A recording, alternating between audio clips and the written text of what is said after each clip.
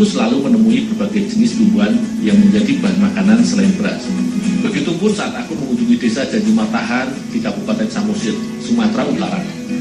Di desa yang terletak di tepi Danau Toba ini, ubi ungu menjadi salah satu tanaman yang mulai dibudidayakan sejak beberapa tahun silam.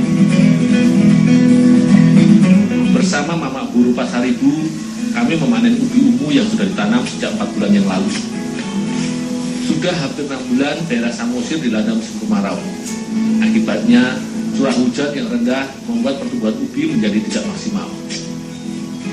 Ubi ungu atau juga yang biasa disebut ubi rambat merupakan jenis ubi-ubian yang kaya akan karbohidrat. Jenis ubi ungu lebih banyak disukai karena rasanya yang lebih manis dan teksturnya lebih lembut. Semua ubi ungu ini akan kami olah menjadi makanan yang penuh inovasi, pao-pao atau bakpao dan kue kukus ubi ungu.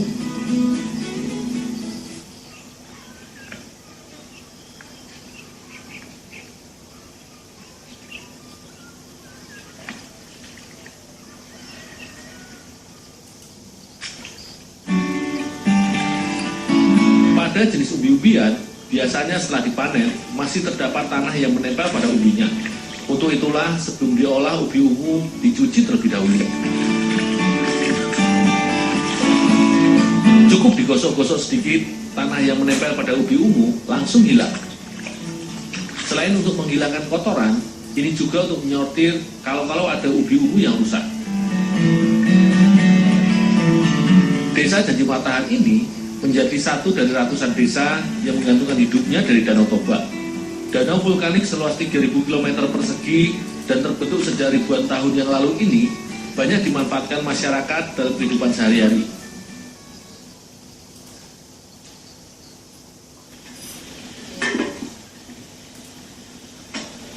Untuk membuat bolu kukus dan pao-pao, ubi ungu dikukus terlebih dahulu.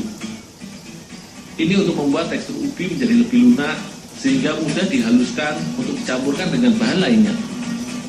Proses pematangan ubi melalui cara dikukus ini memanfaatkan uap yang dihasilkan dari air di dalam dandang yang akan membuat ubi matang secara perlahan. Untuk ubi, mengukus satu dandang besar atau seberat lebih kurang 7 kg ini membutuhkan waktu sekitar 40 menit dengan tetap menjaga kestabilan api.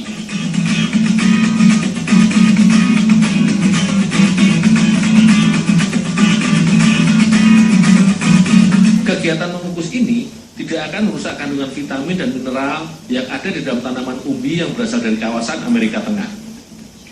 Zat flavonoid dan polifenol yang berfungsi sebagai antioksidan dan anti kanker tetap terjaga karena pengukusan tidak menggunakan minyak.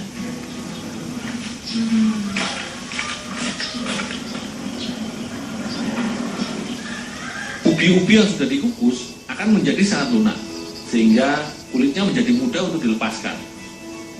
Untuk membersihkan kulitnya, cukup menggunakan ujung sendok. Tetapi, mengupas kulit ubi yang tipis harus hati-hati. Daging ubi yang lembek bisa ikut terkelupas bersama kulitnya yang tipis.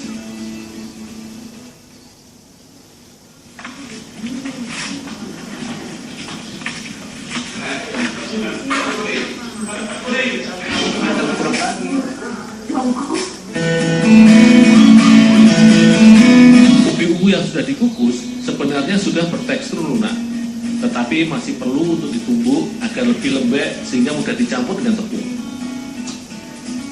Lubang yang digunakan untuk menghaluskan ubi ungu ini pun terbilang unik. Terbuat dari salah satu batu utuh yang diberi lubang di tengahnya sebagai lesung. Di beberapa tempat di desa Janji Matahan ini memang masih banyak dijumpai lumpang atau lesung peninggalan orang tua yang sudah berusia puluhan tahun.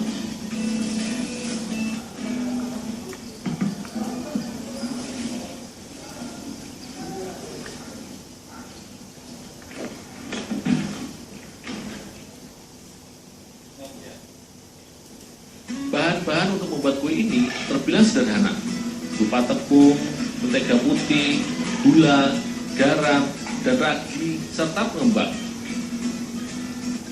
Perbedaannya antara bolu kukus dan pao-pao hanya pada penggunaan telur. Jika bolu kukus menggunakan telur sebagai pengembang adonan, sedangkan pao-pao tidak membutuhkan telur, hanya ragi saja. Semua bahan bolu kukus dikocok untuk mencampurkan adonannya. Sementara pao-pao hanya diuleni dengan tangan. Proses menguleni pao-pao terbilang cukup sulit, karena aku harus memastikan semua bahan tercampur rata. Selain itu, adonan yang tidak kalis membuat hasil akhir pao-pao tidak terlihat bagus. Semakin lama menguleni adonan pao-pao akan semakin menghasilkan roti yang baik.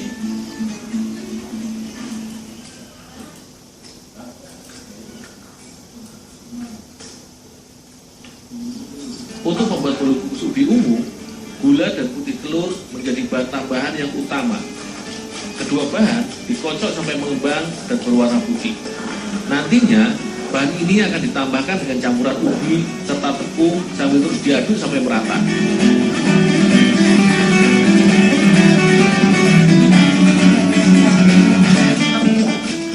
Air soda turut ditambahkan untuk membuat adonan menjadi lebih encer dan mengembang saat dikukus. Saat membuat adonan ini, kita harus memperhatikan tingkat kekentalan adonan. Jika terlalu kental, bolu akan sulit mengembang, sementara jika terlalu encer, maka bolu akan menjadi lembek.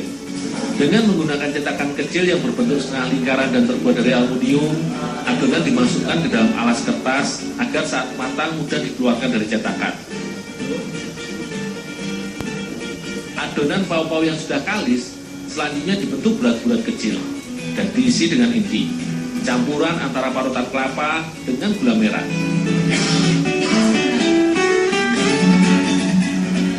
Ukuran bulatan pao-pao disesuaikan dengan selera. Begitu pula dengan banyaknya inti yang dimasukkan mengikuti besarnya pao yang dibuat.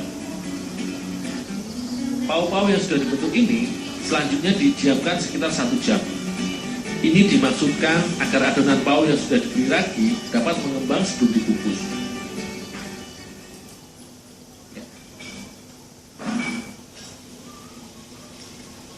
Uap dari air kukusan di dalam dandang akan membantu proses pematangan bolu kukus ubi ungu ini. Tutup kukusan pun sengaja ditutup kain serbet untuk menjaga agar uap yang dihasilkan dari air kukusan tidak jatuh ke dalam adonan kue, sehingga dapat dihasilkan kue yang matang dan tidak lembek terkena uap air kukusan. Jika sudah dirasa cukup mengembang, adonan pao-pao dapat segera dimasukkan ke dalam kukusan. Semua pao-pao ditata rapi dan diberi jarak antar kue. Ini untuk memberikan ruang pada pao-pao yang akan mengembang saat dimasak.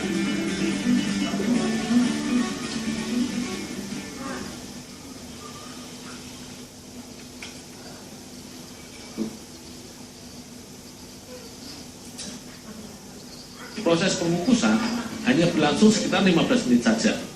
Bolu kukus yang sudah jadi ditandai dengan kue yang mengembang sempurna serta tampak merekah.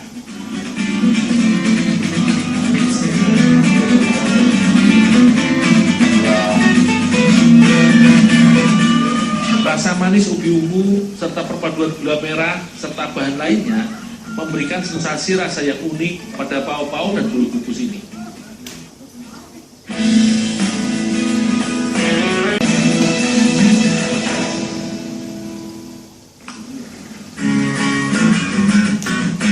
Bambu adalah jenis tanaman yang berunggah dan beruas. Pertumbuhan bambu yang tergolong cepat serta mudahnya mendapatkan bambu di berbagai wilayah menjadikan tanaman bambu banyak digunakan untuk beragam keperluan masyarakat Indonesia. Di beberapa daerah, bambu disebut aur atau eruk. Dan bagi masyarakat di daerah raya Brastagi, bambu biasa disebut bulu. Umumnya, warga memanfaatkan luas bambu sebagai bahan bangunan dan mengolahnya menjadi beragam bahan kerajinan tangan untuk kebutuhan rumah tangga. Bersama Pak Sembiring, aku akan mengambil beberapa ruas bambu untuk dijadikan tempat memasak makanan khas Batak Karo, yaitu cincang, masakan yang biasa menjadi sajian utama dalam perayaan pesta adat. Bambu yang dipilih adalah jenis bambu muda yang mempunyai ruas sekitar 50 cm dengan ketebalan sekitar 3 cm saja. Pemilihan ruas bambu menjadi penting dalam masakan cincang. Untuk bambu tua, cenderung tebal akan membuat masakan menjadi lama matang. Kami menebang beberapa batang bambu dan memotong tiap ruas agar mudah dibawa.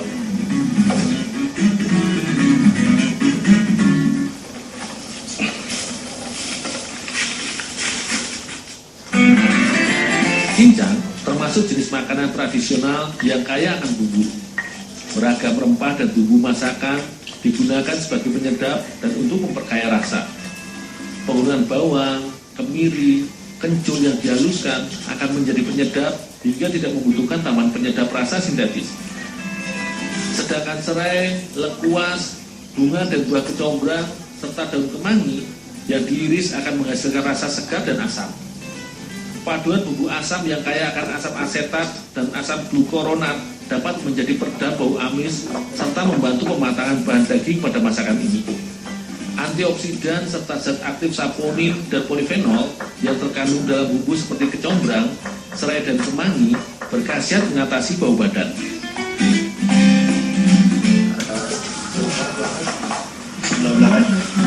Salah satu ciri khas cincang adalah penggunaan daging ayam yang dicincang sebagai lauk pauk utama. Selain ayam, masyarakat Batak Karo biasa menggunakan daging babi untuk dimasak cincang. Kata cincang berasal dari cara meracik bahan masakan ini, yaitu mencincang ayam atau daging serta sayuran menjadi potongan-potongan kecil, sehingga mudah untuk dicampur dengan bahan lain serta dapat dimasukkan ke dalam bambu. Daging ayam kampung sengaja dipilih karena mengandung sedikit lemak, serta secara adat masyarakat lebih mengenal ayam kampung dibandingkan ayam broiler. Ayam yang sudah dibersihkan ini akan dipisahkan antara daging dan tulangnya, karena dalam masakan cincang yang digunakan hanya bagian dagingnya saja. Batang pisang emas juga diiris-iris tipis. Setiap irisan batang pisang akan diiringi dengan taburan parutan kelapa. Ini untuk memudahkan proses pencampuran bahan. Getah yang ada pada batang pisang ini akan dinetralkan dengan bantuan garam dan bumbu asam lainnya. Tidak hanya batang pisang, sayuran daun ubi serta jantung pisang ikut menjadi campuran daging ayam. Tentu saja, semua dedaunan ini juga diiris tipis seperti batang pisang.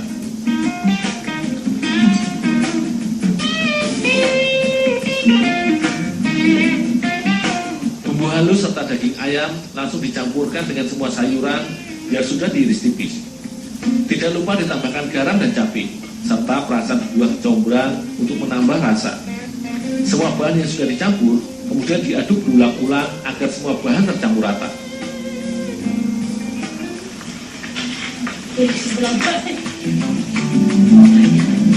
Jika sudah dipastikan campuran serta rasa racikan cincang sudah pas, maka semua bahan dimasukkan ke dalam bambu untuk dibakar.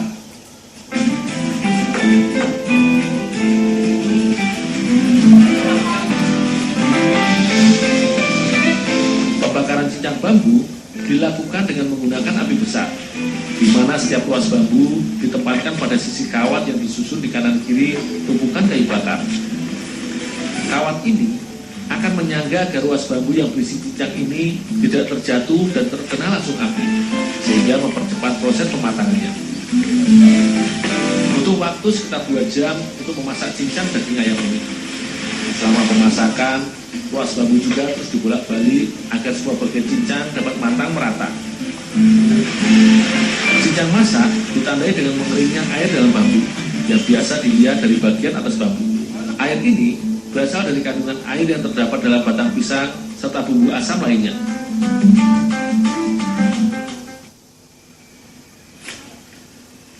Penyajian cincang yang biasa disantap bersama-sama juga menambah kenikmatan masakan Batak Karo ini. Cincang menjadi salah satu menu masakan tradisional Nusantara yang membuktikan betapa beragamnya kekayaan kuliner Indonesia.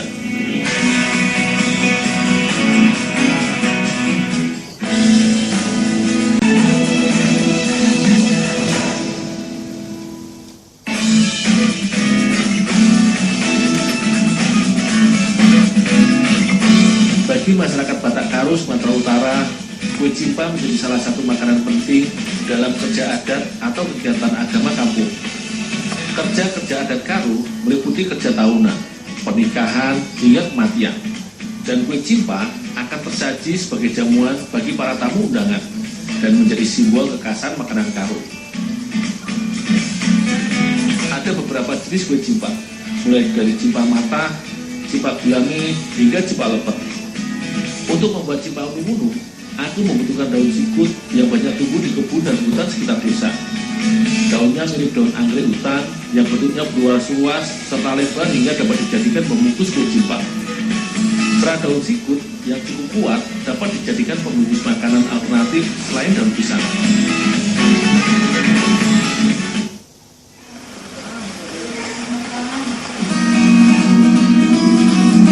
Daun-daun yang sudah didapat segera aku bersihkan dengan kain lap.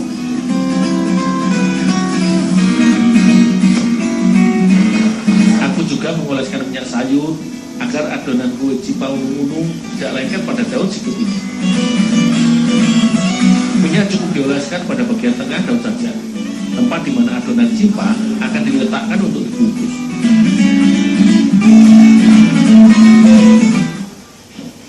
Untuk membuat cimpa unung-unung, bahan seperti kelapa akan diparut terlebih dahulu. Parutan kelapa ini tidak untuk diambil santannya, melainkan langsung digunakan sebagai isian adonan cimpa. Sedangkan gula merah diiris halus. Kedua bahan isian cimpa unung-unung kemudian dimasak hingga tercampur rata dan menjadi agak kering. Saat memasak isian cimpa ini, sebaiknya tidak menggunakan api yang terlalu besar, karena bisa membuat bahan isian menjadi gosong. Jika isian cimpa unung-unung sudah selesai dan menjadi dingin, maka adonan cimpa dapat segera dibuat.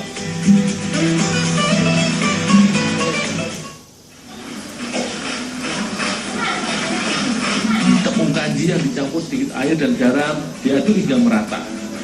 Meskipun tampak sederhana, sebenarnya dibutuhkan tenaga yang cukup kuat agar adonan ini bisa menjadi kalis, dan itu membutuhkan waktu yang cukup lama. Jika adonan sudah bisa dibentuk menjadi bagian-bagian besar, itu artinya adonan sudah siap dibungkus menjadi bagian-bagian yang lebih kecil lagi. Adonan diletakkan di tengah daun sikut dan dipipihkan. Selanjutnya diberi isian yang sudah dibuat sebelumnya. Banyaknya adonan setiap kue cimpa disesuaikan dengan lebarnya daun sikut yang digunakan. Kedua sisi adonan yang dipipihkan kemudian disatukan agar isian tidak keluar, dan dibungkus dengan cara melipat daun sikut menjadi dua serta diikat ujungnya.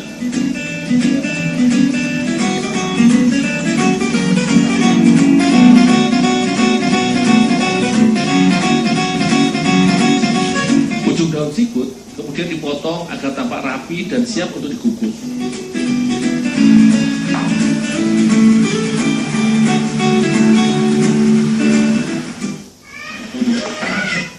Selain cimpa unung-unung, Buru Ketaren akan membuat kue cimpa jenis lain, yaitu cimpa tuang. Bahan pembuatan cimpa tuang sama dengan bahan cimpa unung-unung, tetapi tanpa menggunakan kelapa parut. Gula merah dihaluskan dengan cara ditumbuk. Ini dikarenakan adonan cimpa tuang lebih encer dibandingkan cimpa unung-unung. Gula halus akan dicampurkan dengan tepung ketan dan air.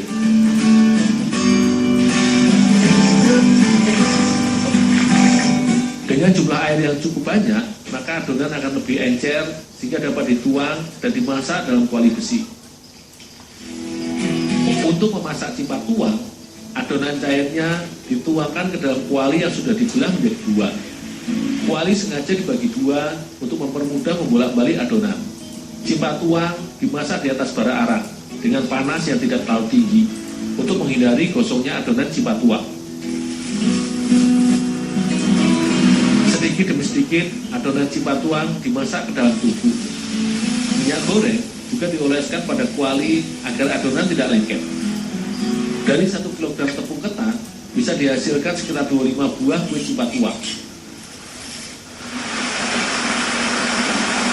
Jika cimpa tuang dimasak dengan kuali, maka cimpa unung-unung cukup dikukus ke dalam panci besar secara bersamaan. Aku harus menjaga api agar terus menyala sehingga cimpa unung-unung bisa cepat matang. Dibutuhkan sekitar 50 menit untuk mematangkan satu panci besar kue masyarakat Batak Karo ini. Ya.